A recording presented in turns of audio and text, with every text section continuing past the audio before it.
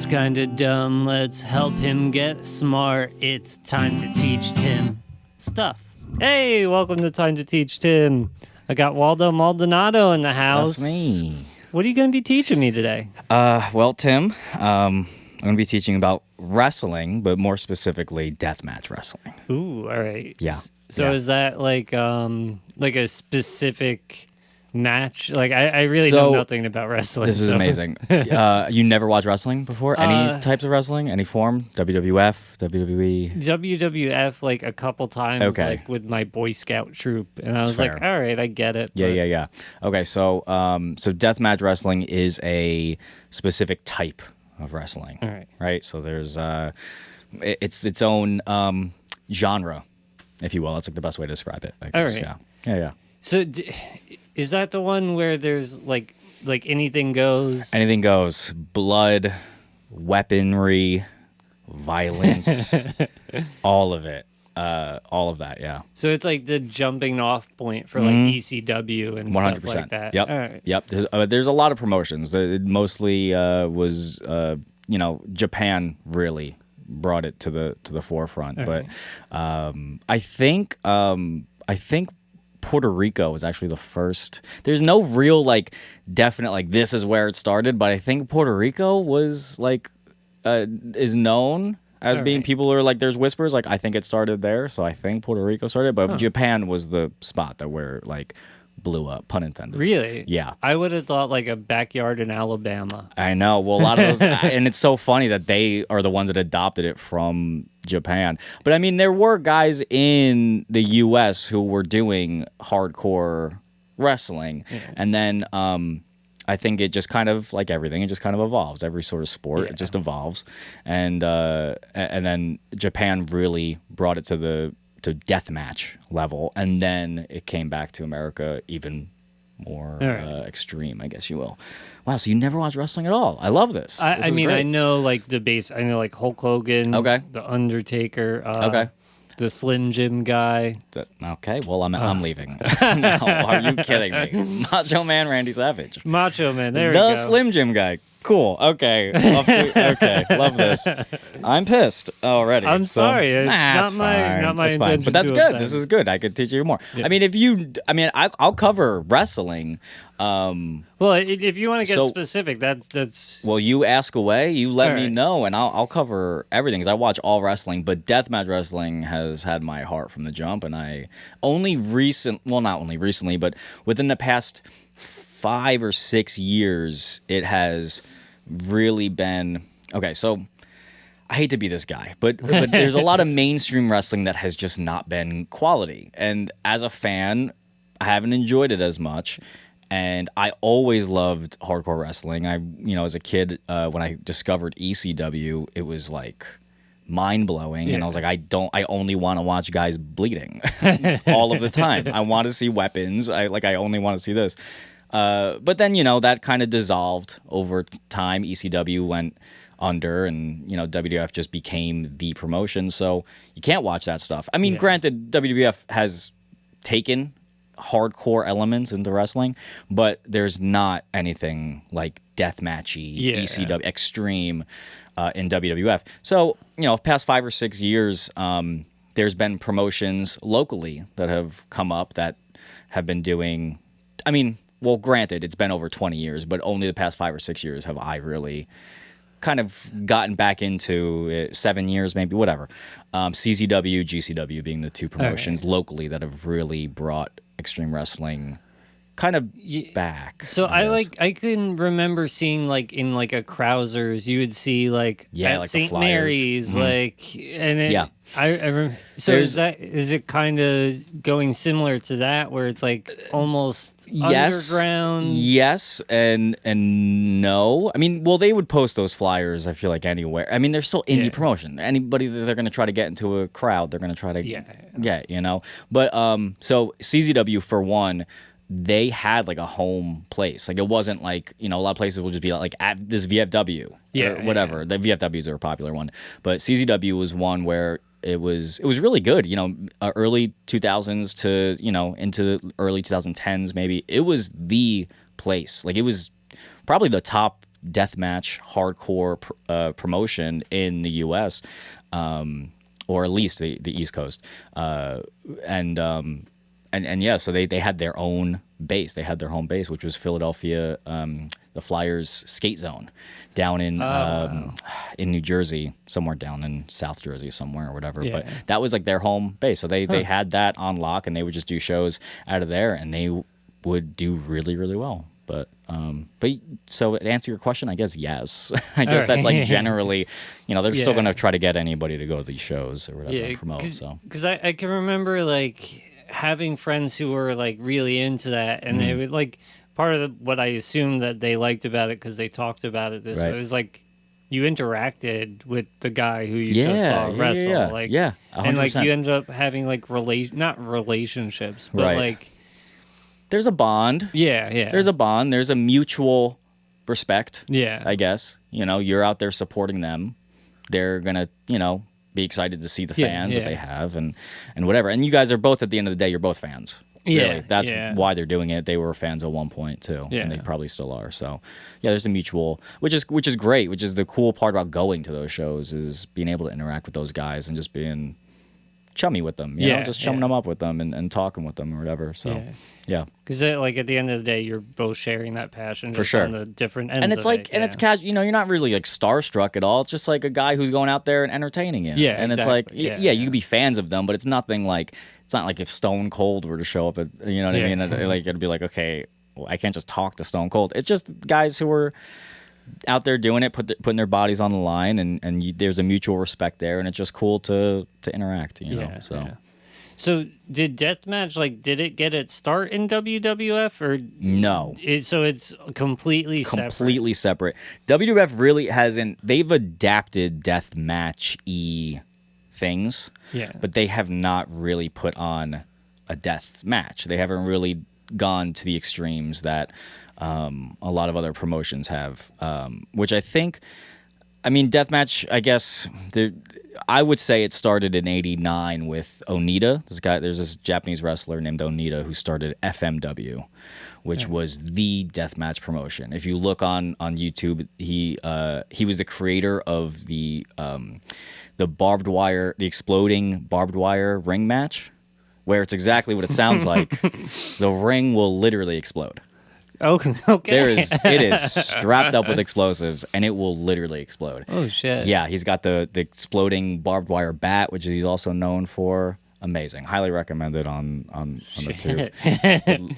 And that was I think for me too. I think that's where it. I think everybody could agree that that's where it really came to light. Sure, there was deathmatch happening before that time. There's like Dory Funk. I don't know if you've ever heard of Terry Funk. It's he's a famous deathmatch hardcore wrestler, but his father. It's the Funks are part of they're like in the Mount Rushmore, I guess you could be. Like they were founding fathers of deathmatch and hardcore wrestling. So Dory Funk, I think, was really the first one to adapt deathmatch into wrestling, and he would do Texas death matches, which were basically no DQ, pin, or submit. Actually, I think it was only pin, but the opponent has to stay down for 10 seconds. If they're down for 10 seconds, they're done, and that's it. But it's deathmatch, and it was still no DQ, weapons are allowed, yada yada. And that's been going on for what was that 60s, 70s, into the 80s, pretty much. I think 60s, 70s is probably where that was still or brought to light, and then 89, like I said, that's when Onita just took it to the next level, and I feel like that's where there was it's exploding rain. It literally doesn't get much more violent than explosives being in the ring. Well, that's like I'm just thinking of the technical side of it, because wrestling is so. It's acrobatics. Yeah. I mean, you need Athletics. to be well conditioned. Right. Yeah. And so then to take that and then add pyrotechnics, that's awesome. There's some of the most innovative matches, honestly, with even the creating of some of the weapons are like, why did you? It's only in their sick minds that they could think of this. I've seen personally so many insane weapons being used, and there's just no. Still to this day, I'll go to a match and there's something new being used in a ring, and I'm like, I don't understand how you even thought of doing this. So I guess like then it becomes like that guy's signature thing for a little yeah, while. no, there's a lot of there's a guy like Masada who's a who's a guy, I think he's from Texas. So he was a big CZW guy. But he's known for having skewers. So what he does is his thing is having the bamboo skewers, and he'll take your head and he will just literally jam skewers into your head, and they'll stick out, and it's great for visually. Oh my god, it's so badass. And then the guy is selling it, and he's got dripping blood. He's got skewers in his head. So yeah, there's weapons that people have adapted. Like I said, the barbecue. Hello, hello. The barbed wire exploding bat. That's like Onita's thing. Cactus Jack, who's Mick Foley. He's got the 2x4 wrapped in barbed wire. That's his thing. So yeah, there are weapons that do become that become a gimmick for some people. There's a guy Takeda who does a scissor board. It is it is literally just a piece of plywood, and it is scissors that are zip tied to the board open. They're like open like that, and the handles are zip tied. And that's like his thing. He's like the scissor guy, So yeah, there's plenty of weapons that are so out there, or just that people will just use, and it becomes like part of their I don't know, what do you call it? Like that's their repertoire. Yeah, that's their routine, thing. I don't know. Accessory. That's like their accessory or something, So yeah. Yeah. Do you know anything about like the matchmaking, like when people decide who they're gonna wrestle? I mean, because like part of you has to then be like, I don't want to do the guy with the scissor board. Skewers in the head. Right. I could do that, but scissor board. Right. Yeah. I mean, I would have to assume that that's talked about beforehand. If they don't feel comfortable doing a match with this guy who is, doing scissors, then they're not going to do a match with that guy doing scissors. There's also been guys who have reputations who work very stiff and will actually jab you pretty hard, or actually fuck you up pretty good. It becomes like a tattoo artist who's known to have a heavy hand. Exactly. And it's like, exactly. It's like, I'd rather not get a tattoo from that guy. Yeah. New Jack is probably the most famous of these guys. He was an ECW guy. He actually just passed away recently. Absolute big. This whole episode is dedicated to New Jack, actually, Jerome. But he had a reputation of working very stiff, which, it's exactly what that sounds like. He will actually beat your ass in the ring.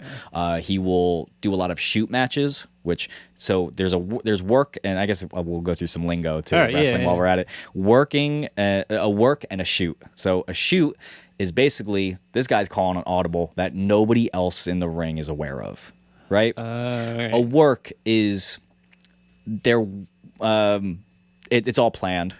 They're working the crowd. There's something that everybody knows that they're in on that the crowd isn't. But a shoot is something that nobody is in on. That this guy is just, like I said, calling an audible. He's just doing it.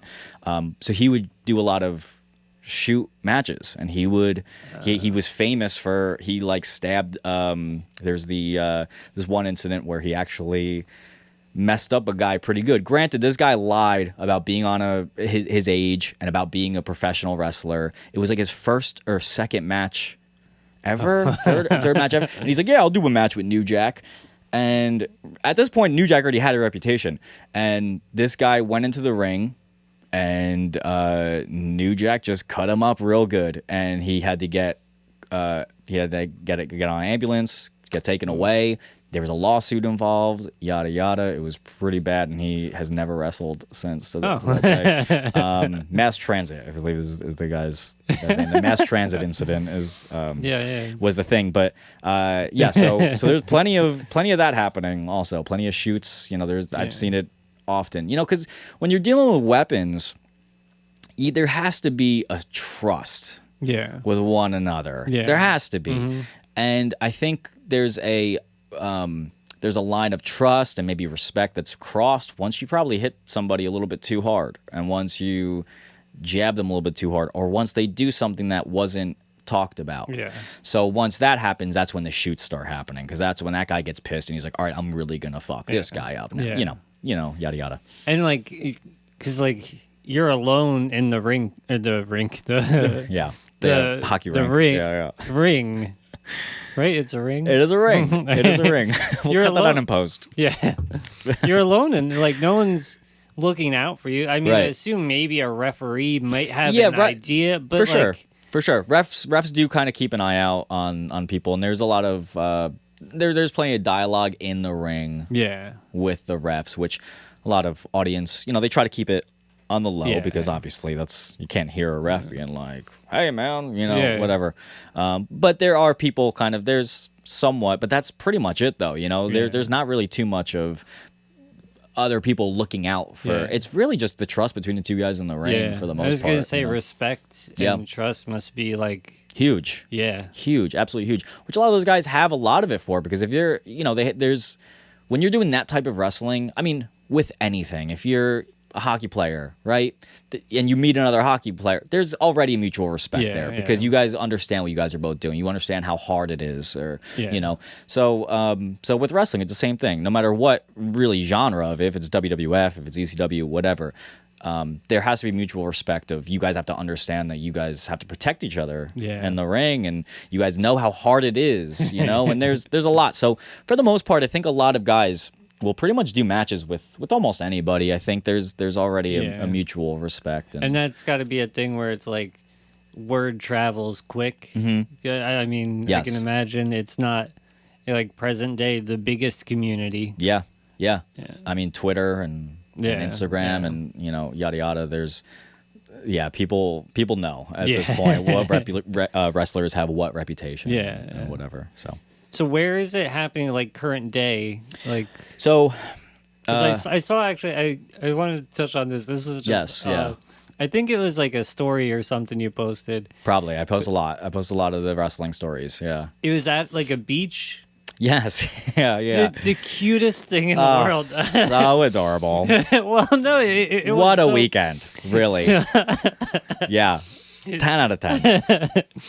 So the one wrestler was dragging the other guy out to the water. He's gonna do like some move on him in the water, and then one On of a the beach too. Yeah, Yeah, on a beach. Yeah. it was like a long walk too. It was pretty. It was painfully long. Yeah. That guy had to sell from. So selling. I don't know if you know. Like selling is basically like when you get hit, you really have to. Act it up. It's really like acting it up. So that guy, got hit like once in the ring. Now the ring is probably 50 yards. Like it was like 40, probably 40 yards to the shoreline from the ring. So this guy just had to like all the way from which was hilarious to watch back on on my story or whatever. But that was a time over there in Keensburg, New Jersey. Yeah. Oh, It was in Keensburg, of course. Yeah. So as he's dragging him to the water, one of the little kid came up and he hits him, and then to have to see the ref hold the little kid back. Yep. I see plenty of that. Yep. Well, that's the danger of going out into the crowd. I mean, you see it. Even on TV when ECW was there, or whatever. There's plenty of people who might not know that it's real, or especially if you're a little kid, and then you'll be like, "Fuck this guy," and start like punching the guy or whatever. Oh, is it spinning on you? Yeah, just a little bit. What do we got here? Yeah. I'm a pro, baby. Oh, it might just finally actually loosened up. That one might be being held with a rubber band on the inside. I'll just adapt to where this is going. This is good. No, we got this. I got this. Come on. professional. Boom. There Look at you go. Look at that. We adapt, baby. We adapt. But like, I just thought that was so funny to me. Oh, it was That great. Just the little like, what's the little kid? I know, This guy's I know. bleeding from I know. barbecue skewers in his I know, head. I know. Yeah, that was a good time. Yeah. So many kids were at that show too. Yeah. I love going to the death matches, like the hardcore, like the Yeah. really violent ones, and seeing the Little parents kid. with like little kids, and I'm like, that's Yeah. beautiful. Yeah, start them young, baby. Well, it's kind of cool because, like, I mean, we're around kid having age, Right. You know, well, actually, I don't know how old you are. You don't have to disclose it on the podcast. I won't, and I won't. But yes, you are correct. Yeah. I'll just I'll put that out there. Yeah. like, that's one of the things I always like, kind of like not having a kid. Like I miss Right. like being able to share things I was Right. into, because Yeah, like yeah. everything's making like a Uh-huh. resurgence. Yes. Whether it's hardcore wrestling or like street skating. For sure, like, anything that's one of your hobbies or passions, to be able to share that with a little Yeah. kid and be able to see them enjoy it and see that sort of, once you get older, wrestling specifically, you understand what, I'm not a grown man knowing that, still thinking like, oh my God, they're really doing it, so as a kid to be able to see that, like, it's like Santa, it's like Santa Claus, really, you never want to spoil it for your kid that it's, Santa doesn't exist.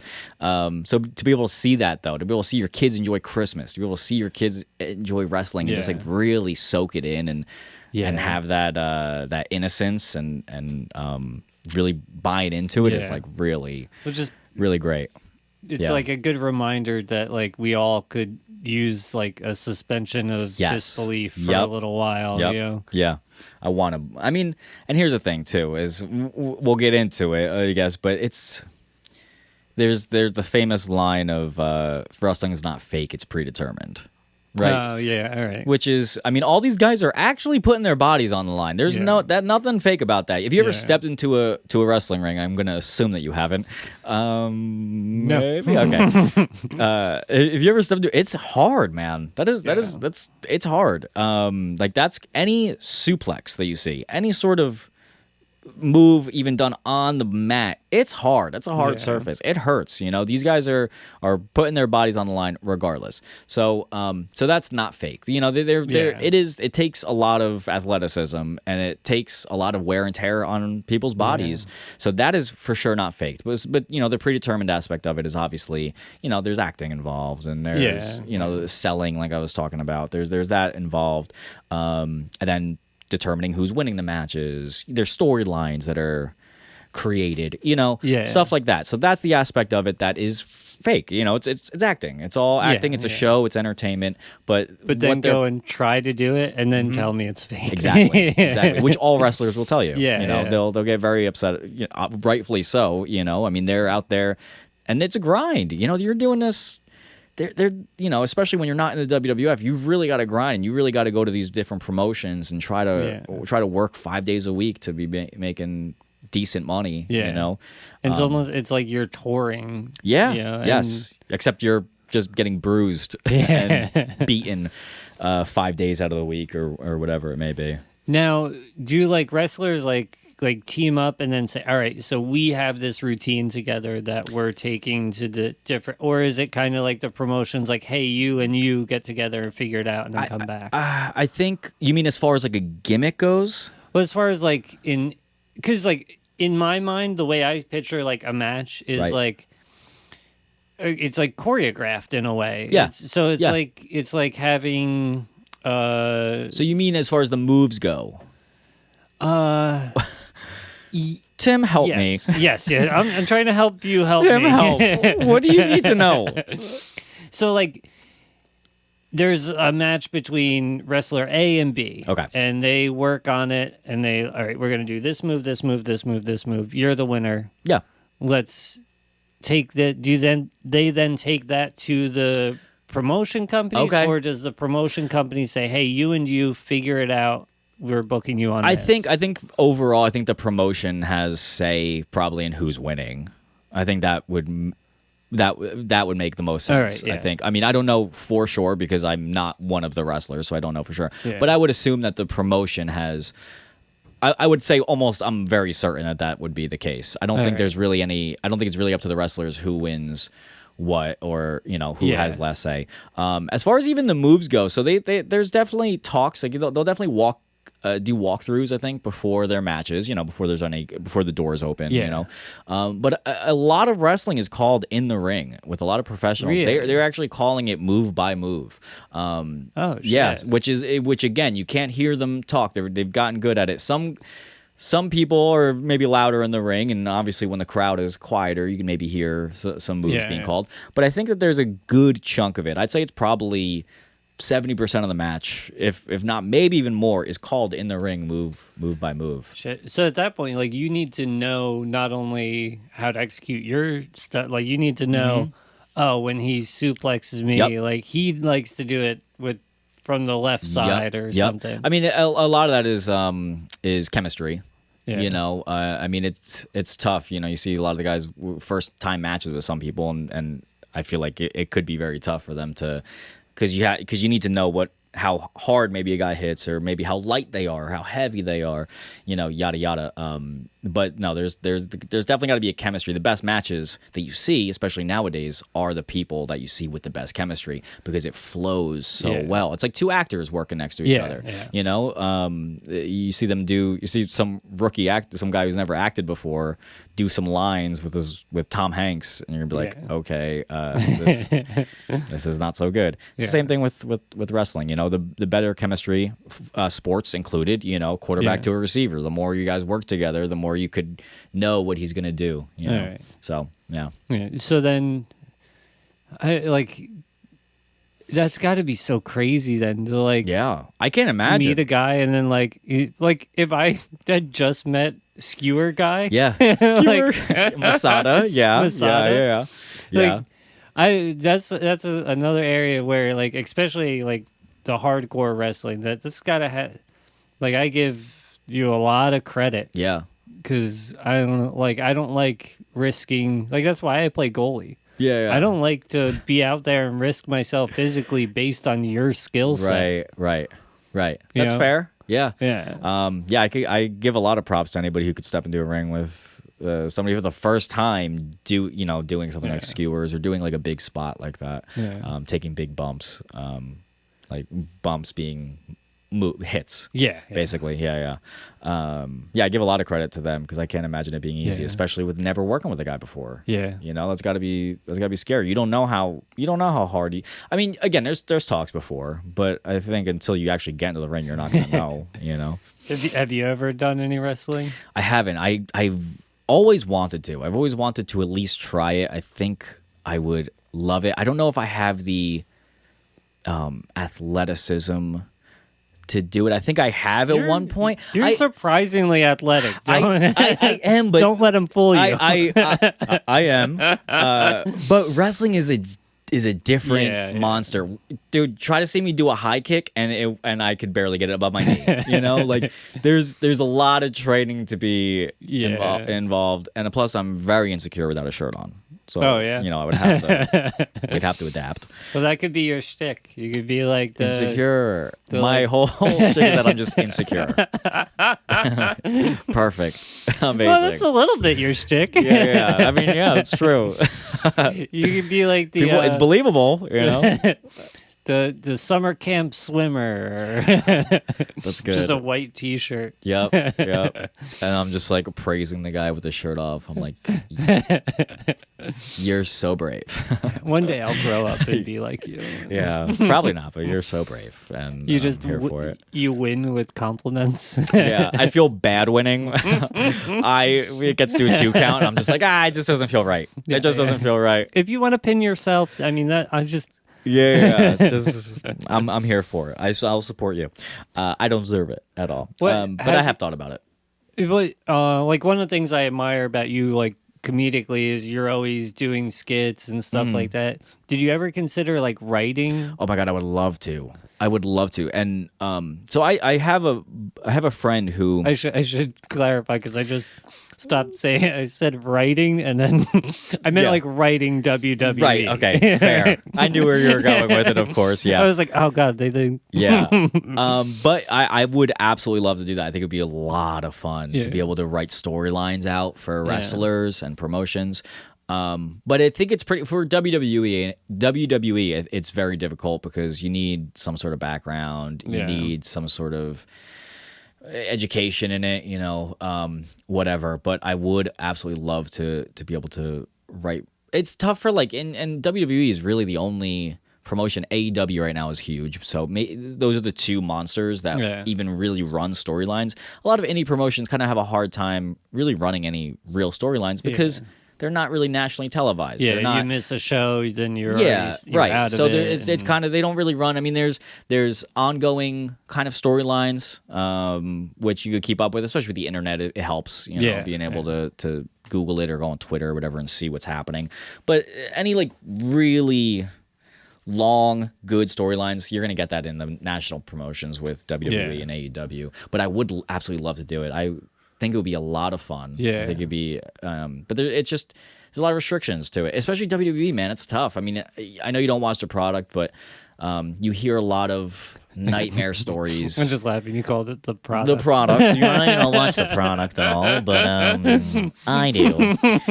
But you hear a lot of nightmare stories from a lot of wrestlers who were in WWE who just say that it's tough for them to even put their. It's like the writers only, and even the writers, they got to go to the Vince McMahon. They got to go to the head honcho, and it's either his. Yay or nay at the end right. of the day. And for the most part, I feel like there's not really much creative wiggle room with WWE anyway. I think AEW is a lot more laxed right now, but I think WWE is one that there's not much creative wiggle room at all, and and it shows in there and at the end of the day, because like I said, WWE has not been very good for the past few years now at this point. Do you think that's a product of like Vince McMahon just kind of getting older? And I don't know. I think maybe he's still stuck in his old school ways. I think that's a lot of it. I don't really know. I mean, it's hard to say, especially you hear so many wrestlers that come out, and I think what it is really is I just think they have to have the wrestlers they have to really listen to their wrestlers as far as their creative input goes. And there's none of that in WWE. Yeah. Every guy that comes out of there, and all these guys who are if you're going to be a wrestler, you have to have some sort of creative juice in you, right? You have to have some sort of creativity. And all these guys really care about their image. They really know themselves. They want to, you know what I mean? Yeah. They know what could work. So when they go to a lot of the writers or Vince McMahon, a lot of the times you hear, old John Moxley being one of them, Jericho. These guys have said like nothing. They would just give me a script and say, read that. They just shove it in their face and just say, read the script. And I think with AEW, All Elite Wrestling right now, which is, like I said, that's their competing promotion right now, who just had a phenomenal pay-per-view last night, by the way, which might be sinking WWE single-handedly at this point. I don't know. We'll see. But you see in AEW, you could just see, just from watching them, how much more leeway they give their wrestlers.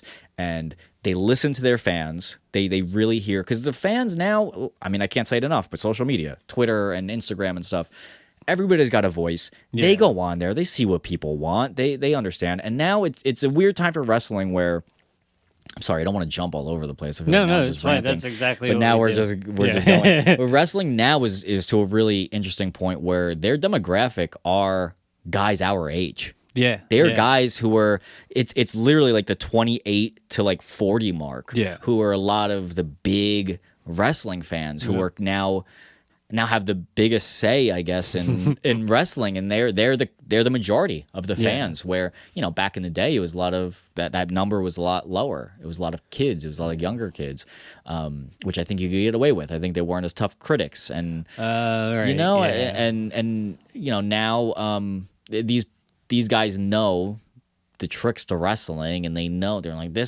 we want to see this guy, and they've listened to them, but also still made the product fun to where you are a younger kid, you could still enjoy it. Yeah. Whereas WWE, I think, really only caters to younger kids, which I think has really shown, and I think it's really struggled. Because they're putting on all the familiar names, they're doing very lame storylines. They're not. They're cutting a lot of people who. They're famously cutting a lot of their talent who a lot of fans actually like, but they just weren't given the time of day in WWE. So now those are the guys that are going to AEW and are now have new light, and these fans are ecstatic about it. They love it. It's familiar faces in a new place. It's if you see, Terrell Owens go to the Cowboys. Yeah. It's an exciting. You're like, okay, yes, this is now my team. Get him on here. Let's see what we could do. This is great. We give him the limelight. Give him the ball. Yeah. So So I think AEW has really thrived on that, and they're thriving really off of WWE making a lot of poor decisions. Yeah. So they're competing big time. Do you almost feel like WWE is like only going after younger, and then AEW. AEW is going more I think, older? Yeah, especially because indie wrestling has boomed really the past 5-10 years, which indie wrestling is, basically anything, Local local promotions. Indie wrestling has taken they boomed so much, and AEW to me is kind of a large scale indie promotion. Indie promotions have created a lot of wrestling nerds. A lot of the guys that I'm talking about who are very like nitpicking, you know, and they're annoying. As a wrestling fan, I could tell you I hate wrestling fans, which is a part of the reason why I do like deathmatch wrestling way more, by the way. But for me, the mainstream wrestling, the indie wrestling promotion, they've created such a snobby, know-it-all fan base, and those but AEW knows that that's what a lot of wrestling fans are now. So they understand, so they're catering to those, which is cool, because those are those wrestling fans are the guys that really just want good matches, really want the good guys in there. They want to see a lot of flips and a lot of cool moves and whatever. So those are the guys that really just like want really good matches, and they know that, and they're catering to that fan base, which again has been, it's basically 90% of wrestling fans right now is that age demographic and those type of fans. So they're catering to them, and it's working for them big time. But they're also, like I said, they're making it fun, where they're premiering these new guys, but they're from WWE. The guys, CM Punk famously just had his first match in 7.5 years. He quit UFC? He quit UFC, finally. He quit UFC.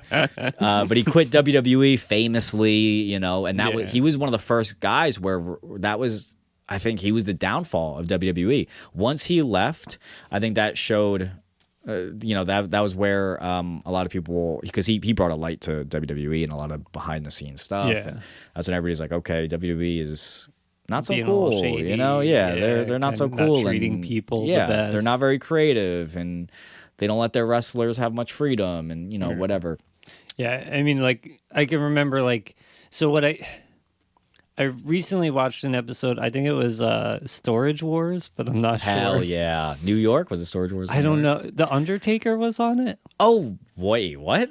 It might not have been Storage Wars. So like the idea for, I think I know exactly what you're talking about, but keep going. Like he goes and he's got this storage place of all his old stuff. Yes, and I know exactly what you're talking about.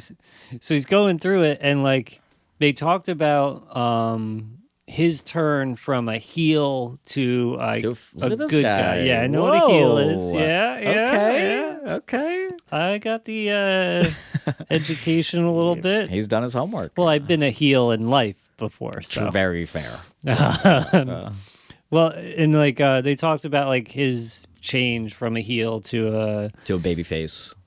Is that, I don't know what the it's the opposite heel or face. All right. Yeah, face is the good guy, heel bad guy. All right. Yeah. So and like that's pretty cool to understand that a character has a trajectory. Right. Yeah. But then like how many times can you do that?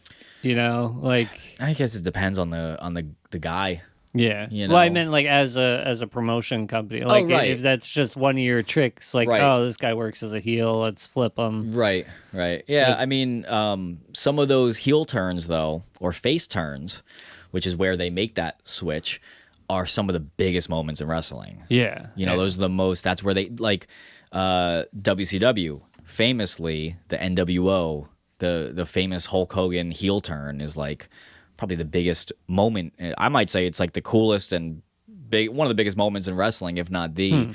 It was just unexpected, and he came into the ring, and that really, that boosts them. The more, whether it's a lot of hate or a lot of love for a wrestler, doesn't matter. You're getting that attention, and that's what you want. If you're a heel and you're you're really getting all those boos, you're just as good as the top good guy. Yeah. You know.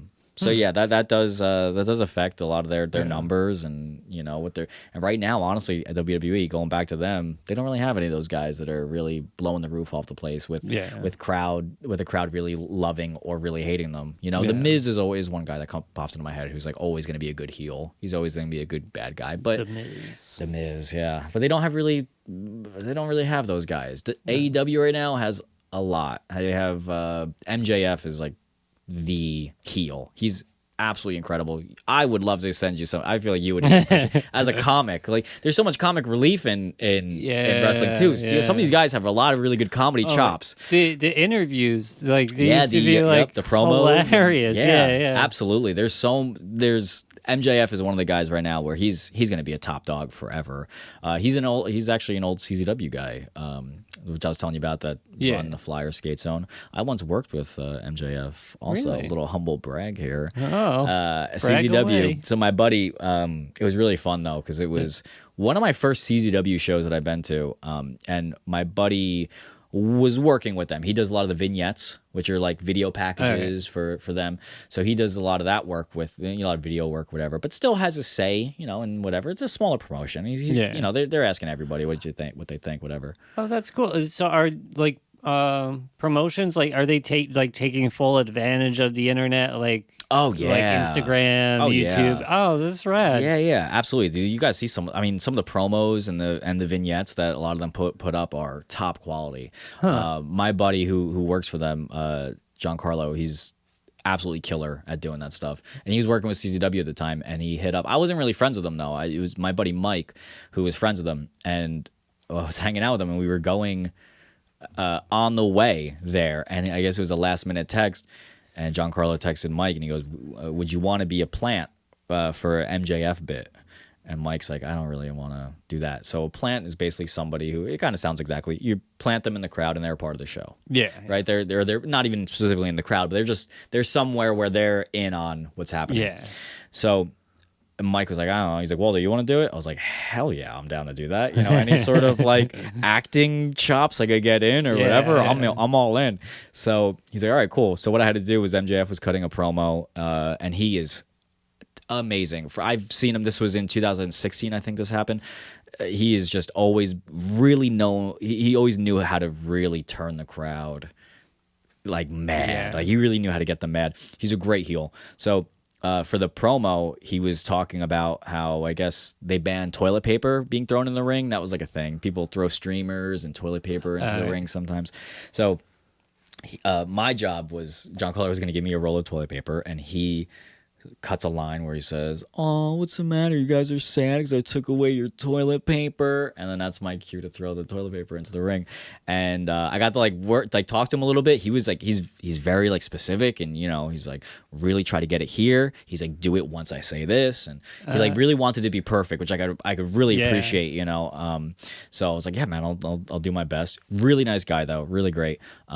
And I did it, and I had to get kicked out, and like, kicked out, and I'm like, fuck you, MJ, you suck, you know, whatever. And it was fun until Giancarlo forgot to get me back into the arena. Oh, and no. I was out there for a good 15 minutes until he did bring me back. 15, 20 minutes probably went by, and I was like texting my like, please talk to Giancarlo, get me in. And he finally came out and got me, and then I just had to watch from the backstage, like hang out with the wrestlers and like watch because I couldn't come back in. That's cool. But That's yeah, it was really, a good time. it's also like cool to be in on. Like, Be a part. It was cool. It was a lot of fun. I had some eyes on me, obviously, because I'm like getting thrown out and stuff. It was cool. It was a fun time. Yeah, but it's just thinking like you can control your whole like forward personality to an audience now through Instagram, YouTube, whatever. Absolutely. And MJF is great at it. So that does ruin what you would call kayfabe for a lot of wrestlers, which kayfabe is basically just the keeping up of your character. Breaking kayfabe is breaking character for the most part. Breaking that illusion of what your life is like and what you're, you know. So with Twitter and a lot of these, you know, social media platforms, a lot of guys kind of break that kayfabe a little bit, you know, or it's just easier to see, you know, see through it. But MJF is somebody who he tweets back at anybody and he just like goes at them, whatever. But and that's good for him because he could just keep generating hate by responding. Yeah. But it has kind of been tough to as somebody who like just wants to keep it so pure as like when I was a child. It's tough watching it on social media. Just like because like all of a sudden like the guy you hate like shows a picture of his wife and his kid. Yeah. And you're like, yeah. Oh, like, that's damn, cute. That's cute. He has he has love in his heart. That son of a gun. Damn it, dude. He duped me. And then you could be like, this son of a gun showing off with his wife and True, kid. yeah, you can flip it the other way. Yeah. You can flip it the other way. Yeah. But yeah, social media's been a little bit tougher for that just because I don't know, I'm just an OG wrestling fan. I would just like to see it all be as pure as it was, and especially when you see announcements of people who are going to be making the debuts for other promotions. It's tougher to keep that stuff a secret. There's just no secrets anymore in wrestling. That's the bottom line, and that's tough. Yes, but like that must be so satisfying for those like hardcore nerds of wrestling. Yes, because then they almost feel like part of it, right? In like right. They get like an inside scoop or something. Yeah, they kind of feel like they know, because they love being know-it-alls. They love, it's part of it. So yeah, them knowing that stuff is definitely like. Well, that's what I think. It's just that's almost everything in general. Like now, especially with art and artists, you can be a part of their creative process. In a way that like, you couldn't before the internet. Yeah. Like you could because like it's just that interaction. It's just that interaction with anybody. Yeah, that's what ruins it at any moment. Yeah. Which it's good and bad. Like like I see like at any point you can go and watch the evolution of a comic and his bit. Yeah, by just following them to different shows and stuff like that. And with wrestling, you can follow the development of your personality as like a heel or a face. Yeah.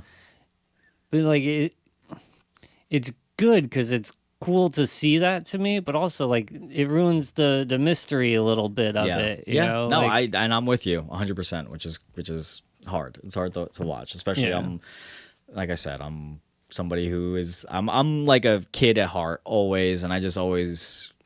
It's hard for me to know that there's kids out there that have Twitter and are like, he's not really doing it. And I'm like, damn, like, come on, just believe it. This is, But it's, I guess that's the real question. What it is. Is it better to know Santa's not real, but to still celebrate Christmas, or is it better to believe in Santa? Keep that, even though it's not true. It's not real. Yeah. Believe it.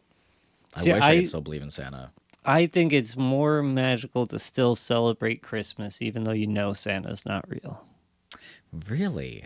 I think there's. Well, I mean, I guess that makes sense. I could understand that. Because it's like living in like a dual world where like. I guess no, it's really not. But it's like this isn't real, but we're still gonna have a good time. Yeah. And we're still gonna celebrate this and make it about and appreciate the magic that other people put into it. Because like when you're going through, you're appreciating that hard work. Yeah. Like, that's fair. I don't know, I'm just looking forward to Christmas is all. Yeah. And also Santa's totally real, kids. Just what? Santa's not a wrestler. You said Santa's not. You're saying that Santa's not real. We'll talk about it. It's fine. Well, it was weird. He's real. Yeah. I'm gonna have to talk with your mom. So am I. Anyway, what were we talking about? What were we talking about? Was I here to teach you? Death matches. Oh, that's right. Yeah, we kind of steered away, I guess, from death matches a little bit. But yeah, that's always what I do, though. Yeah, you're great at making it about you. And and Santa. And Santa. God, you're going to have a rough Christmas this year. I always do, baby. Always do. So death matches, blood, sweat, and beers, baby. Yeah. That's what it is. Hell yeah. Yeah. So you've never watched a death match. You've never watched anything other than if it was maybe on my Instagram story. Yeah, no, probably. Okay. Have you ever seen any of my deathmatch Instagram stories? Have you just seen? I just saw the one with. I was watching it because I was like, "Ooh, kids!" And then, no. Yeah. Okay, creep. All right, dude. I'll see you later. Actually, we're done here. Weirdo. Is there an exit to this basement? No. Okay. I thought I heard a kid crying when I walked in here too. They're behind the curtain there. It's getting hot in here. Anyone else hot in here? Yeah, it's getting hot because you're talking about kids, creep. Jesus, dude. All right, where can we find you? Oh my God. No. Where can you find the kids? Okay, we're done with that The bit. street. Tim, please, you're not making this any better. Anywho, what? Come on, be better. Come on. Well, Come on. Keep me off track, baby. Come on. Death matches. Does anyone die? Has anyone died in a death match? Nick Gage has not died, so he was pronounced dead. Yeah, he was. I believe, I don't remember. I wish I knew what. So there's this great event called Tournament of Death. All right. Right, and it was from CZW. It's been their annual big show. Right, so like WWE has WrestleMania. This is their WrestleMania. It's Tournament of Death, right? So what it is, it's a tournament of guys, and they both face each other to advance. Whoever wins advances, whatever, yada yada, until there's the final match, and whoever wins that is the winner of the whole TOD, is what they call it. It was so great. It was in a field in the middle of Delaware, in the middle of nowhere, at the guy who owns the promotion. It was at his parents' house. Now, this guy's like, 50, in his 50s, whatever. Yeah. 40s, 50s. And it was just, he's like, Mom, Dad, can I use the yard for a tournament of death? His poor parents. But it was in the middle of a field in Delaware. Oh my God, it was some of my favorite memories of my life is from TOD. No service, no cell phone service. There's just a ring in the middle of a grass field, and guys just absolutely murder each other. One of these TODs, I was not at this one. This was before I started going, but there's this wrestler, Nick Gage, who is still in the circuit today. He is massive right now. He is one of the best things in indie wrestling currently. He had his special Dark Side of the Ring, which I also highly recommend. Even not as a wrestling fan, it's exactly what it sounds like. It's the dark part of it's the really heavy stuff that a lot of the wrestlers go through outside of the ring, and maybe sometimes in the ring, but it's mostly like their lives. Like a lot of the just guys who maybe have died, and yada yada. It's exactly what it sounds like, but I highly recommend that. But he just had his episode. He's the only, I think, he's the only wrestler that is still wrestling that has been on that show, which is saying a lot. Vice does it. There's been a lot of, I think, 3 seasons, maybe 4 seasons. I don't know, but he did did that. So I think with that, everything he kind of got a little bit more popular, and his story's kind of like more known. And if you go to a show, man, the electricity this guy has is insane. You believe him. So he's this guy who is just this badass dude who's just gonna fuck you up. And you absolutely buy into it 100%. Like, he has that energy. You look at him, and he has that energy. Yeah. He comes out, he's pumping up the crowd. It's like a mosh pit the second he comes out. Everybody's like hitting him and shit. It's amazing. But he was in CZW. He did the Tournament of Death. This is, I don't even know what year this could possibly be. 2012? I don't know. I'm not going to say the year. I don't know. But he took a light tube, like a fluorescent light tube. That's a very popular weapon in death matches. It's got a nice pop. Yep. Yeah. So he took a light tube. There was, it might have been I think it was the light tubes surround the ring. So what they do is they just like rubber band or zip tie, whatever, light tubes to the ropes around the ring. So all of them are like vertical, and there's 100 light tubes just surrounding the entire ring. So when you pull, throw somebody into the ropes, whatever. So he got thrown through the ropes outside, breaking one of the light tubes, which is normally a very, it's not really that extreme of a move. Yeah. But I guess when he was exiting one of his armpits, he sliced a main artery in his armpit with one of the broken light tubes, and he was just bleeding out. There's the famous image of he was wearing a white Michael Jordan Chicago Bulls jersey, and that thing was red within minutes. And this guy still, God bless him, he's cutting a promo in the back tent, right? He's literally dying, he's bleeding out, and he goes and he's like cutting a promo, like he's on. He wants to, Yeah, the show must go on. But because it's in the middle of a field somewhere, they had to helivac him. Is that what it's called? Shit. Helivac? What is that? I think that's actually what it's called. Is that what it's called? Does that just sound super weird for me? Helivac. Helivac. What's Sounds like a really good vacuum. It does, right?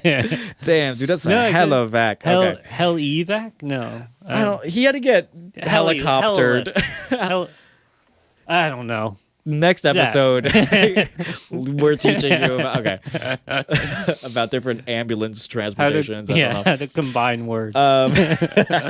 So he got helicoptered. We'll just say that for whatever. He got helicoptered to the nearest hospital, and I think on the helicopter he pronounced dead. I think for like a minute he was like completely like nothing, and I think they had to try to resuscitate him, whatever, back to life. And yeah, but so he was pronounced that. I don't think there was anybody that actually has died in a death match. Right.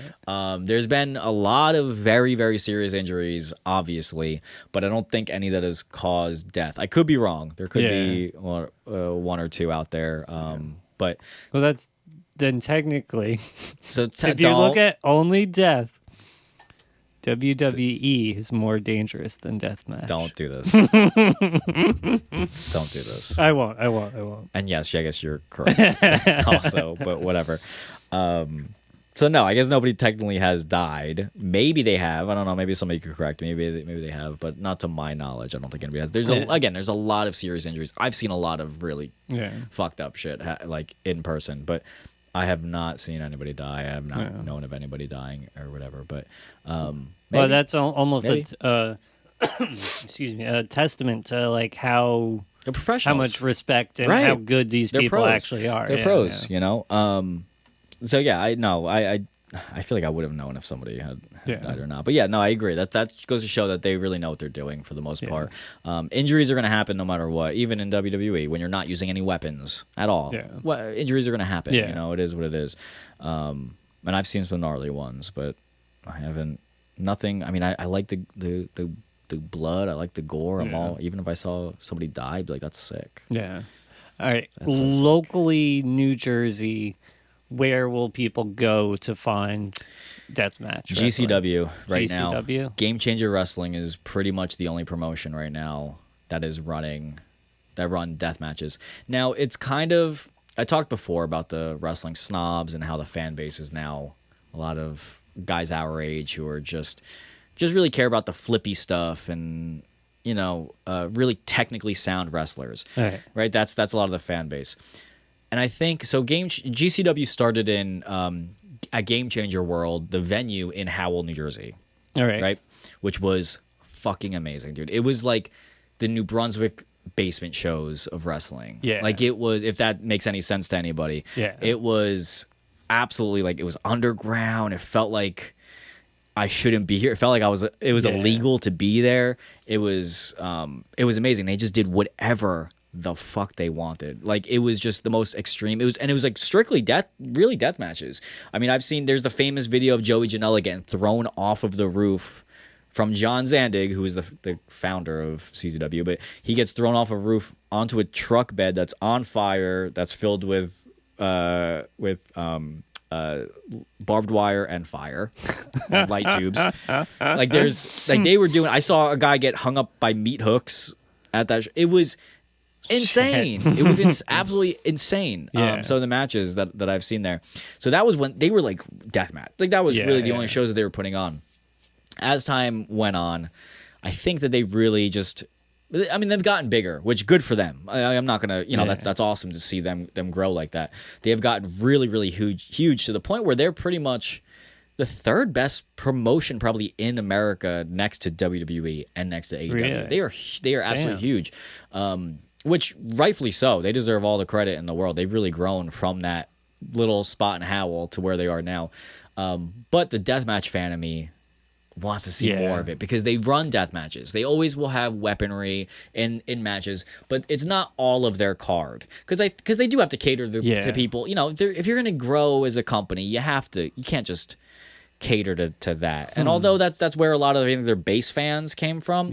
I could still appreciate non-death matches, obviously, you know, but I think that they realize that they have to cater to non-death matches, so they'll still run death matches, but it's a lot of really just technically sound wrestlers that are most of the card mixed in with one or two death matches or hardcore matches. Even I wouldn't even say some of them. I would say more of them are hardcore than even are death matches now.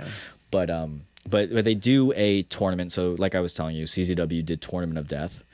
Tournament of Survival is their tournament. That's their hardcore deathmatch WrestleMania of the year, which that is just strictly. It's the same exact layout as the Tournament of Death. It's just one guy versus another guy. They have to go through a bracket, get to the top, whatever, and that's how they're declared the winner. But that is the deathmatch of the. Oh my god, that and Tournament of Death, Tournament of Survival, Tournament of Death. Those are the two. But like I said, if you want to see some hardcore wrestling, GCW, they'll throw in hardcore wrestling with some deathmatchy stuff and deathmatch weapons too. Like there's weapons I feel like I would consider aren't even hardcore weapons as much as I'm like, that's a deathmatch weapon, if that makes any sense. Like there's a lot of more extreme weapons I think that you see that are like, oh no, that's not just a hard to me. Like in this to me, a hardcore match is like tables, chairs, ladders. Yeah, the normal. You know, pretty much. I mean, some light tubes, whatever, maybe. You know, but death matches have a lot of poking, a lot of sticking. You know, a Kenzon is one of the most more famous ones, which is it's a circle, spiky. It's like very very sharp, very spiky, and it's used. I think for flower arrangements. I think it's usually at the bottom, and I think that you stick the flowers in there, and people will just put it on the forehead, put it wherever, and just hit it in, and it's stuck, and you let it out, and it's just oozing. The scissor board, like I was telling you about, that's pretty death. You know, that's gnarly. I saw that get stuck in this one guy Jimmy Lloyd's back. It was in. Visually, that was that might be the craziest thing I've seen visually. He got up and it was sticking out of his back. It was absolutely insane. And I was just like, oh my God. Like, it was so gross. So there are, I think, more weapons. The half-cut soda can board, which always fucks me up. That is, it's exactly what it is. It is a pane of glass. It's a half. They'll glue half-cut soda cans on a either pane of glass or over here. Are you okay? No, I'm okay. Do we need a drink? Should I call one of the kids over? Do you need water? Medic. Yeah, one of the kids. So there are weapons to me that are like those aren't hardcore weapons. Those are deathmatch level weapons. You know.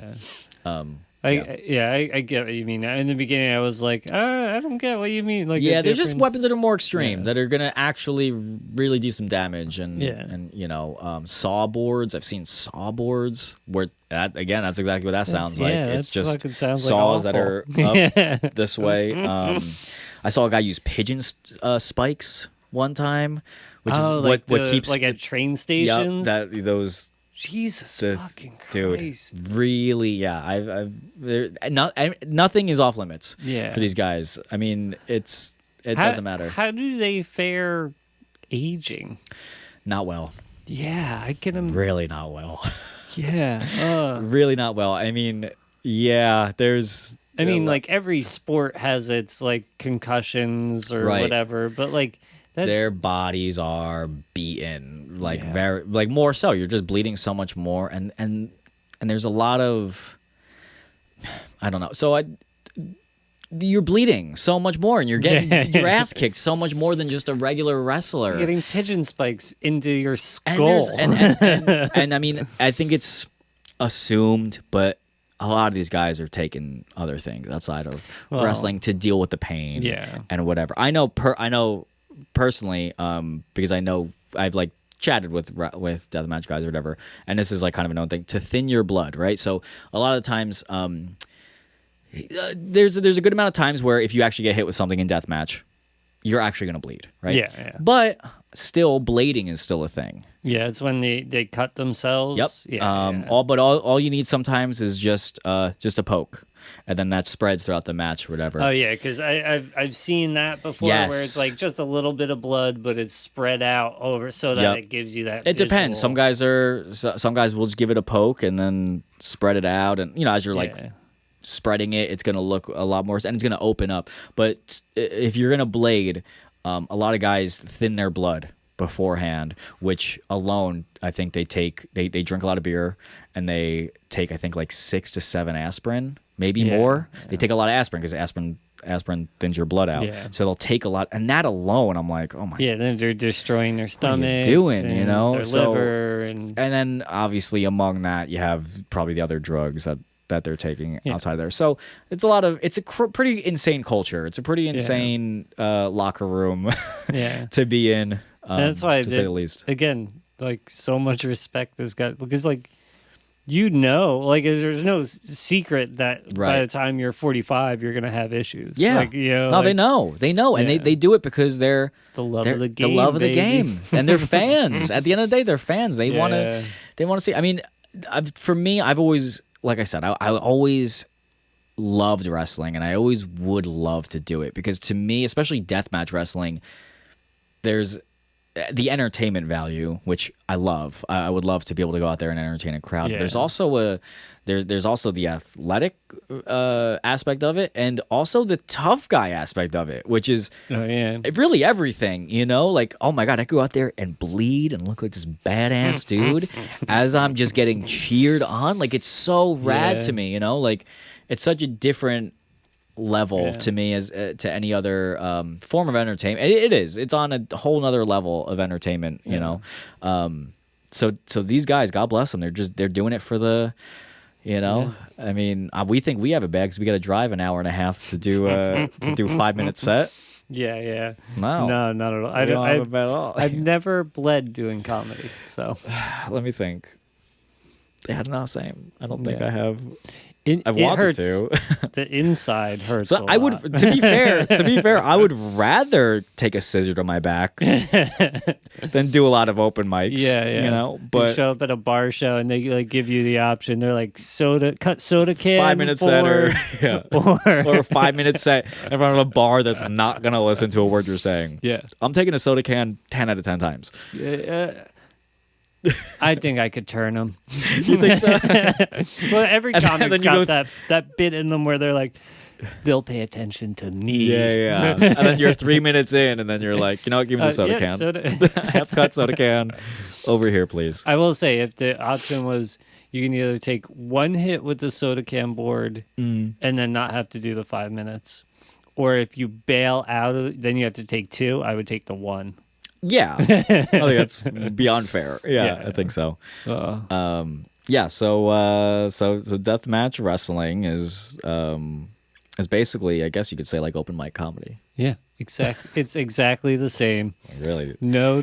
less painful. Yeah, and less fans. Less painful. So would you ever watch? Do you like get maybe a little woozy when seeing blood? Are you somebody that deals okay with blood? Like I used to be a phlebotomist. Okay. It's when you draw blood from people. Yeah. This funny story. So I have like really good veins. So at the end. Okay, humble brag. Yeah. Well, I used to work out too. All right, keep going, dude. Used to work out and drink water. Okay, Tim. So at the end of the class, like the test, everybody wanted to do the test on me. You could almost see the vein at that point. Yeah. So I hope that this is the thumbnail for the video, by the way. You just doing this and don't even put what I'm teaching you. Just at all. Just you looking into the camera like this. Okay? Perfect. Hold on, let me tie off real quick. Get your belt off. But so everyone's doing their test on me, and this girl, she forgot something. So she puts the needle in me. Right. You're supposed to put the needle in, take the tourniquet off. She puts the needle in, does not take the tourniquet off. Then she turns away, and as she turns away, she pulled out of my vein. Oh. So I'm just watching blood ooze down my arm, and I'm looking at her because I know she's going to turn around, see that, and freak out. Yeah. So she turns around and then she, with the needle in her hand, goes, ah, and stabs it into her palm. Okay, plot twist. Yeah. For 3 days, she's like, please go get an AIDS test. Like, I need to know that you're clean. Yeah. I was like, you have to take all that to get into the class anyway. Yeah. And I was like, no, I'm clean. Like, you're good. Yeah. She paid me $200 to go with her to Planned Parenthood to get an AIDS test with her. Oh my God. So not only am I HIV free, but I also had 4 new tires on my car, baby. Nice. Under 200. That's a nice price too. Yeah, That's pretty nice. I think I ended up paying like the 50 that was left over. Gotcha. Wow, good for you. Yeah. I thought you were gonna say HIV positive for a second too. So like, not only am I HIV positive, but I got 4 new tires. Also, I'm like, okay, And I hope they last the rest of my life, which won't be, won't be. yeah, which will be another year and a half. Yeah. Okay, so you're somebody. So would you watch a wrestling? I would. Match? Okay. Yeah. I'm somebody like I don't know, man. I feel like in person, I could get. I don't really like watching a lot of that stuff. It's weird, but then when it's in wrestling format, it's just so much. Yeah. It's so much different. It's so much different. And it was also like, man, there's just an atmosphere and a. Oh yeah. There's so many other elements, I guess, too, that makes it different. But I've talked to so many people that are like, "Oh my God, I can't believe you watch that stuff," and I'm like, it's entertainment. Yeah. If I don't know, it's nothing too crazy. Like, yeah, you see them bleeding, but like, I don't know. There's nothing really that ever gets me like. I mean, the half-cut soda can board does kind of fuck me up a little bit, but I'm like, you just see it. You just see it happen real quick, and that's such a good weapon because like everyone has seen a half-cut soda can and is scared of it, and so to see that's visceral. Yeah, no, like scissors. Everyone there's knows plenty. scissors. I've seen so many weapons that aren't even like. First of all, weed whackers is another popular one. What the? Legit weed whacker, Jesus. and that one's great for show because that's got the noise and you get the that shit fucking hurts. You see like hot sauce being poured on people when they're like open, when they're cut open, or lemons, that's me. lemon juice. That's not even... but there's stuff like that's more that to me is like almost like, oh my God, that's painful. Like, what are you guys? Maybe chill, I saw a Guitar Hero guitar was it a keyboard? I've seen both, but I think the Guitar Hero guitar might have got the biggest reaction out of the anime. Dude, this thing got destroyed. And there's no, sometimes you put your hands up for like a chair shot, any sort of headshot, whatever. No hands whatsoever. This guy just straight up bang. And I was like, dude, that's gotta hurt. So fucking bad. That's no. There's no sort of magic behind that at all. Like there's no way to do that. Bowling balls, dude. There is really just no limit to what weapons that they use. But it is just so entertaining every single time. And like you look back at the old ECWs. And that's a vibe. There's like an electricity in those buildings. It's similar to I compared GCW when they were in Howell to ECW. It just felt like you were part of this really niche, cool little community, and and just like you and all these guys in the same room are like your boys, like this is like a cool, all of us are like in this together. This is cool. We all enjoy this, yada yada. And you get that same vibe from when GCW was there. It's cool. And like I said earlier, like I just like it so much more than mainstream wrestling because I think of that. I think you just have a lot of guys. And also there is like there's a really cool like history aspect, like I was telling you, like the barbed wire, FMW. If you go back and these guys are really like actually good wrestlers, and they just incorporate violence into it. It's just overall, it's just the most entertaining form to me. It's just what's cooler than having there's a realer aspect. At the end of the day, too, it's not just WWE where you just see these guys and you watch it with somebody who's never watched wrestling, and they're like, okay, this stuff is fake. If you throw on an old FMW match or old ECW match, they're gonna be like, okay, that's crazy. That's crazy. That's crazy, and it's stakes. Cooler, For sure. Add the stakes to it, and for sure. That's why it almost feels like a natural evolution. To then go. Yeah. But also like, it's kind of limiting in its essence of what it is. Right, You know, right, like right. it can only go so far because it's kind of niche. Yes. Yeah. Yeah. But I mean, I'm happy with it staying, you know, because Yeah, it could. yeah. I mean, but then again, like I said, there's weapons that people are still bringing in that are brand new, that are like, oh my god, I've never seen this done before. Yeah. You know, and you could go back and just see, you know, barbed wire exploding ring match, and it's like, okay, that was never done, and then that escalates to something else. Like Hell in a Cell is like famous, you know, WWE. Oh, yeah, you know, yeah. and they adapted that pretty. You know, they took that because, you know, they were adapting from, they were seeing that what people liked at the time, and they were like, okay, let's like use a little bit of this. Yeah. So then they started doing, they had a hardcore title, them in WCW, they had hardcore matches. You start seeing how people start taking aspects from that, and it's like, okay, that's cool now. Like, this is what I want to see. I want to see these main guys start getting bloody and start using this, you know. And that Hell in a Cell is obviously like famous, and that was, you know, that's, although that's not deathmatch by any means, but it was an extreme hardcore match, and you saw real blood, you saw real violence, you saw real risk. You said holy shit watching that match. A guy literally jumped 25 feet onto it, you know what I mean? Yeah. It's real, you know. Yeah. So to me, deathmatch has always been the. I mean, I remember being a kid and just like watching ECW and just being like, this is so much fucking cooler. And it was also like the. I don't know, man. It was like the hipster. It's exactly. Yeah, it was. It was like this, like hipster. It wrestling. was, you know, it really was. And GCW is. Indie promotions really are like the hipster, because it's like the, you know, not everybody's going. They're not on TV. It's lo-fi. They're cool. It's like, you know? This guy's grinding it out. Yeah, I mean, as a kid, I obviously didn't look at it like that, but I did have that view of like, oh my god, this is like forbidden almost, or like this is like, you know, like this is like some real. Not widely accepted. Like I want to watch this shit, you know, and that alone has a cool appeal to it. Yeah, you know, I remember trying to find it at my I would only be able to go to my grandparents' house to watch, and I would like sneak in the living room and like try to find like, ECW because I didn't have it at my house at all. So like when I would go there, I would like rush in there and like try to see it, and I'd see, you know, these guys beating the hell out of each other, and I'm like, oh my god, yes, this is Well, that's also, it's kind of like it's like a barrier of entrance. It's gonna keep people out who aren't into the blood and the same, extremes, for sure. Yeah. Well, even not just that, like I mean, you could appreciate technical wrestling, I'm sure, but then like to a point, those people who won't cross that line still like need the storyline. Yes. And that's what they're focusing on, and like, so it's gonna prevent a lot of the nerds them coming from in there. Yeah. And like I said, you know, deathmatch has kind of been on the it. Some of those have kind of infiltrated and like been like, we love death matches now. It's like, all right, but do you guys even know? Do you guys even really know?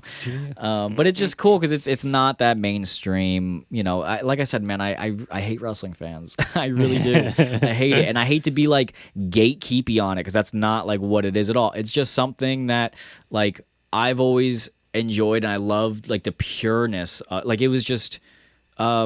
Legitimate. I don't know how else to even really say it. It was just like, yeah, this is what it is. And I don't want anybody else who's like all these nerds coming in and being like, well, we want to see this, and or you know, I don't know. It's just like, let me have this thing that I enjoy. Please don't ruin it. Nobody ruin it for me, please. So what if he didn't do a perfect turnbuckle kick stand? Okay, maybe stop.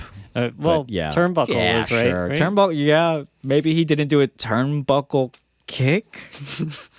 Stand. You did say stand at the end. Yeah. Okay, not a move. But I see what your point is. And yes, I agree. He's still willing to bleed for this shit. I don't want it to be completely, because I think that the more they come over here, the more death matches are going to be on the low. They're going to start to sink because. You know, I don't know. Well, it seems like there's the wave, you know, like especially with the ECW. Like, I could be wrong, but didn't ECW then kind of become like a WWE So style. WWE kind of bought them as it. Yeah. WWE really just monopolized everything. There used to be, I mean, we go into this for a whole nother. There used to be wrestling was based early on. I think it was probably 50s. They or no, I think it was like maybe 50s. NWA, which was they did a they were like the promotion, and what they did was they thought it was best to have territories of wrestling, which is really cool. Right. And long story short, there were guys in those promotions that were in territories. Terry Funk being in like Texas, whatever. There were these guys who WWE then started to pick from these promotions, the top guys from these promotions, and that, long story short, kind of caved those territories and kind of ruined all of those territories, and that's when WWE kind of monopolized everything, and it took these top guys and stole them for the most part, and then these guys have nothing, no legitimacy, and that's when they kind of yada yada, I guess. So what was the question? Well, what I was saying, it was like it was something about WWE related, I think. So as people come into deathmatch culture, it will inevitably soften. Right. But then that's what I don't want. I don't want it to soften. I don't think it'll die, but I think it'll soften, which I have already watched kind of firsthand. Yeah, which is pretty bad. So don't you think then there's going to be another offshoot? There's just going to be like super death I hope match? Because there still are. So there's like IWA Mid South right now, who is well, I don't know if they're running shows currently, but it's ran by this guy Ian Rotten, who he founded it. He's an old ECW guy, and they do King of the Deathmatch. They do a lot of deathmatch, and they're in Kentucky. It's the real deal. That's what I think of. Yes, yeah. So they still there's still deathmatch promotions. Like IWA Mid South is probably the only one really in America that's really deathmatch, I guess, related. That's not like GCW or CZW or whatever. But they're so small level, man. I don't think they could really ever get to the. I don't think they could bring it to a bigger stage than what they're at right now, because they've been doing it forever and they haven't really gotten any. If anything, they've actually gotten worse than they've gotten better. So I see that. I mean, as someone from the outside, I think that's probably just the cost of staying true to deathmatch. Yeah. I mean, there's also ICW. I'd be remiss if I didn't mention ICW because they are exactly what you're talking about. They are that offshoot from GCW. It's actually old GCW guys who are running it, promoting it, and they've gotten pretty. They're pretty successful. Yeah. I want to put that in quotes because I don't know exactly how much they're really crushing it, but the fact that they have a following, I'm going to say that they're successful. Right. But they are New Jersey based. Again, they're the offshoot of GCW. But I could even see with them that their quality is not the same. And I think that they're even if they came in as an offshoot as just a deathmatch promotion, I think that would work way better. But what they're doing is I think that they're just trying to really get to GCW's level. So I think that they're kind of rushing things, and they're not really even putting on just strictly deathmatch stuff. Yeah, so it's like if you were just an offshoot of deathmatch, which they say they are. That's I don't know. I keep using air quotes because I don't know what. This is all like what they say. Yeah, my mom is going to be like, "Wow, he really used his hands. Is he Italian?" Hey, 80%, Mr. Mrs. Raja. Yeah. So I don't know. I don't know how well they're actually doing. But if they were just like a deathmatch promotion strictly, it might work out in their favor a little bit better. But they're not doing. They're not going to do GCW numbers at all. But they are an offshoot because, like you said, with everybody that kind of gets bigger and doesn't pay attention, or like GCW, they got bigger and they kind of put death matches on the back burner a little bit. So with that, I think another promotion is going to see a need for what they just put on the back burner, which is death matches, and that's what ICW is trying to do. But they're kind of half-assing it right now. A little bit because they also know I think that they get the chirps in their ear that they know that AEW, GCW, they are getting so big because they have these high flyers and these guys who are technically sound. So it's like got to be a conflict for them of like they want to be that deathmatch promotion now since GCW is not. Yeah. But they also want to get new people in, and they want to it's get like those technically sound guys. What people call selling out. Yeah. You know, it's like it's always like whenever I see like a big huge name comic, let's say, you ever notice their references, like if they're making like not a comparison, but they're using a pop culture reference or something, and it's usually very general. Where it's like, well, why would you say that? Well, it's because it's going to appeal to the most people. Right. So that's why it might seem like... Okay. I get it. Hacky is the wrong word, but it may seem like generic. Right. But it's, well... It's to cater to... Yeah, you have to. Yeah. And like I think that's true in everything. It's not and really every like art form. Yeah. I guess, you know, the people are going to try to... Still, I guess they're gonna. At the end of the day, they're gonna try to do what they want to do, like create creatively. Yeah. But I think that they have to know maybe they should tweak some things to maybe. Well, yeah, I think everybody makes that decision of whether they.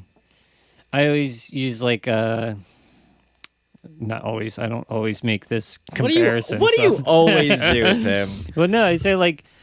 Kyle Kinane's been in my head recently. He's a very technically sound comic. He works hard. He writes a lot, but he jokes about things that are kind of niche. They're kind of. He doesn't broaden his girls be shopping or you know like and like, but he's gonna have his fans. He's not gonna be able to expand. You know, like and like at the end of the day, I think everybody makes a decision in that point. Yeah, and that's what I from the outside in the hour and 26 minutes that I've known about hardcore wrestling. Yeah, that's fair. I mean, that's fair though. You know, I mean, all these promotions are trying to. I mean, it's tough when you have monsters like WWE and now AEW. Really, it was before even AEW. It was only WWE for a very long time. Decades at this point, like, you know, so it's hard to try to compete. I think you have to know going into it that you're not going to get on that level, obviously, but you still, I don't know, you still want to do your own thing. You still want to be creative, and that's got to be tough. Where it's like you can't be mainstream, but like, you know what, you got to just bite the bullet and do it. You got to really just believe in your product, and you know, these guys are still making money and. You know, they're still making a good living for themselves, guys who like run these promotions, but it's got to be tough. It's got to be, you know, especially for ICW, man. They got they got GCW as their neighbors. Really, it's the same state. It's in New Jersey, you know, and they're competing directly with GCW, and it's like they want to do their own thing with the death matches, but they're like, this is what GCW is doing, so maybe we should do some of this, you know, whatever. But we need more death match. At the end of the day, we need more death matches in New Jersey. Damn it! Get Tim to a death match. Yeah. There's one in October 9th, which is going to be huge. Tim, big death match happening. Big death match. Well, it's definitely going to be a death match, I think. But it's Nick Gage, who we were just talking about. Oh, the guy who died. The guy who died. He's back. And John Moxley, who's a big AEW guy. He was a CZW guy back in the day, but now he's so he was a CZW guy, then he was a WWE guy. And then he's now an AEW guy. He's like one of the top dogs at AEW. He's going to be versing Nick Gage. It's October 9th in Atlantic City, because of course there would be. Where else in New Jersey would you have this kind of violence other than Atlantic City? Which is now Camden. It's now also fair. Fair point. Nick Gage not too far from Camden. I actually had to go pick him up, and I had to sit in a car with him for like 2 hours, which is the most awkward car ride of all time. But great. He's he's really the nicest guy ever. He was so chill. You're K-fobbing him. He's a jerk. That son of a bitch. Unbelievable. No, so they run it out of Atlantic City, which is again very fitting. Yeah. And that's been their home base. I think now they do the Showboat. Oh wow. Which is All right. nothing happens there at all. It's like I don't know if you've gone to the Showboat lately. It's literally nothing like at all. So they just have that room and they say do whatever you want to do. That's it. So they pretty much run all their shows when they're in New Jersey. That's their spot now. Especially Game Changer World was torn down long ago, but that's been their home base now, and it's crazy to see how much they've grown. Yeah. And like I said, I saw the death matches kind of soften a little bit, which we're not happy about, because you get these guys who aren't, or these fans that aren't really deathmatch fans, and now they're going to these shows that are deathmatch shows. So any small amount of violence is going to be a lot of violence to them. Right. Yeah. You know? So I watched Tournament of Survival, which happened in was it last month? Oh my God. We're in September, right? Might have been beginning of August, I think, already. Jeez. So I went to Tournament of Survival, biggest crowd for like a GCW show, like I think ever. I think that was like a record for them. It was insane. And they just didn't have every Tournament Survival, every tournament that they always have those spots. Like they always have a really crazy fucking spot, which, you know, like a spot is in like a how do I explain this? A big bump, like a big move that's gonna happen. Like they set something up. So Tournament of Death, I've seen a guy. The big spot of the whole show is probably a guy getting thrown off of a truck onto a barbed wire trampoline, like a trampoline that is literally just. Yeah. No mat. It is literally. I think I saw if you posted something about that. There's a good chance it's been posted for me. Yeah. But so that was like the spot. Like it's always usually a big wow moment throughout all these tournaments, and that tournament didn't really have one just this past August, and it's kind of disappointing. But a part of me is like, you know what? I could appreciate that they're at least protecting their wrestlers, because they know now that they don't have to go so crazy to get a big wow out of the crowd. They don't have to get a lot of, they won't kill themselves completely to be able to get a reaction from the audience. So I can respect that. But at the same time, as a deathmatch fan of me, I'm like, fucking bleed more. What are you doing? Where are the scissors? Where's the Kenzan? What are you guys doing? So that I've seen it already kind of soften, which already makes me a little bit sad, but is what it is. I just hope death matches, guys. If you're watching, just and I hope you're watching, please just go to your local death match. Yeah, and no matter where you get are, involved. Bring a knife. Bring a knife. Bring aspirin. Yeah, help them out. Give them the aspirin as they're say, hey, do you want to bleed more? Maybe. Yeah, maybe hold and open up your doors for them to go to you. Even like, hey guys, I have a pretty big backyard, pretty high in square footage, could fit a ring. Guys, if you need somewhere to really do this, I have a husk of a trampoline. You want to string some barbed wire across it? Here you go. It's perfect. You can use it. I just don't want it to be on the outs, and it's very sad. Save your aluminum cans. Recycle. Turn them into a board to smash people Save with. those cans, baby. Save the environment. Fluorescent light bulbs. Keep those on the side. Yeah. Also, I did find out there are a lot of. It's funny because there's a lot of tricks to like what. There's a specific fluorescent light bulb to buy. It's hilarious. Oh, it's so good. So I did a video shoot with my friends. They're in a band, Can't Swim. Shameless plug for them, because why not?